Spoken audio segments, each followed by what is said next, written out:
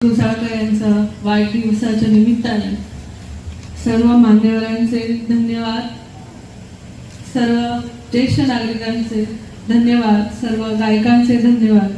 ज्येष्ठ नागरिकांचा हा प्रोग्राम खास अभिषेक यांच्यासाठी घेतला, कारण प्रत्येक वर्षी ते ज्येष्ठ नागरिकांचा प्रोग्राम घ्यायचे. त्यांचं म्हणणं होतं की देवानंतर, आई वडिलांनंतर जो आशीर्वाद असतो तो ज्येष्ठ नागरिकांचा असतो. म्हणूनच हा कार्यक्रम फक्त आणि फक्त अभिषेक यांच्यासाठी घेतलेला आहे.